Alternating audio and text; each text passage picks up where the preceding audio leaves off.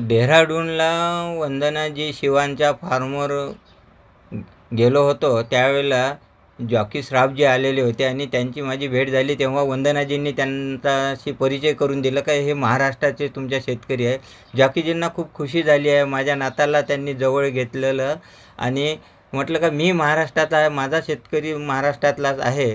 तर त्यांनी 2 ऑक्टोबरच्या बीज महोत्सवामध्ये त्यांच्या फार्मवर काम करणारे वाघमारे नावाचे जे शेती सांभाळणारे आहे, त्यांनी धामणगावला पसारी भवनमध्ये येऊन जवळजवळ 55-69 प्रकारचे बियाणे आपल्याकडचे नेऊन त्यांच्या फार्मवर लावलेले आहेत.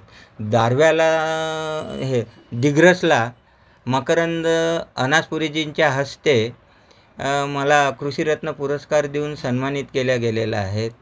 यवतमाळला पंडित दीनदयाल उपाध्याय पुरस्कार डॉक्टर मुरली मनोहर जोशी सरांच्या हस्ते मिळालेला आहे. जैवविविधतेची जे सूचना आहेत, पर्यावरण तज्ज्ञ डॉक्टर वंदनाजी शिवा यांनी मला विदर्भाच्या जैवविविधतेबद्दल बोलल्या होत्या.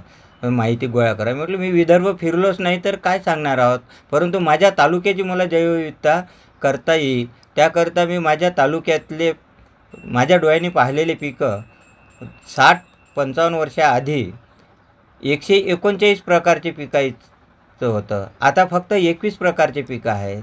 सेंद्रिय शेती करायला पाहिजे हे तुमच्या डोक्यात संकल्पना कशी आली आणि कधीपासून तुम्ही करताय? हे सेंद्रिय शेती करण्याचे ज्यावेळेला सुरुवातीला रासायनिकाचं उत्पन्न वाढलेलं दिसत होतं आणि नंतर एकदम खाली आलं तर तोच शेतकरी तेच पीक उत्पन्न येत नाही. तर त्यावेळेला माझ्या वडिलांनी जे म्हटलं होतं का नया नवदीन पुराणा सौदीन. तर गावरानी बियाण्याशिवाय बाबू तुला पर्याय नाही आहे. तू गावरानी बियाण्याची शेती कर आणि बिना रसायनाची शेती कर. तर 1992 पासून करून राहिलो आहे. जवळजवळ 32-33 वर्षे मला हे सेंद्रिय शेती करायला झालेले आहेत. या 32-33 वर्षामध्ये माझ्याकडं 272 प्रकारच्या बियाण्याची एक अल्पशी बीज बँक आहे. त्यात डाळवर्गीय आहे, कडधान्यवर्गीय आहे, भाजीपालावर्गीय आहे, मसालावर्गीय आहे, फळवर्गीय आहे, चारावर्गीय आहे, अशा विविध प्रकारच्या बियाण्यांची एक छोटीशी सीड बँक आहे. कसं कार्य चालवता तुम्ही यातून? आता हा एक छंद म्हणून आहे. त्या छंदाला जर संस्थेची काही थोडंसं सहकार्य भेटे तर त्याला गती राहे. संस्थांचं म्हटलं म्हणजे एक जो प्रोजेक्ट असते तोपर्यंत सहकार्य मिळत राहतो. प्रोजेक्ट संपल्यानंतर थिरावल्या जातो.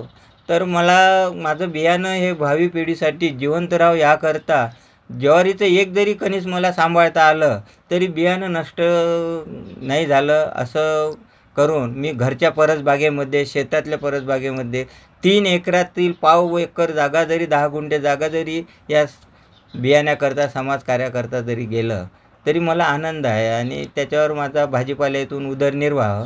आणि आता 23-24 मध्ये तुम्ही कुठल्या कुठल्या प्रजातींची तुमच्या शेतामध्ये लागवड केलेली आहे आणि कशी आहे?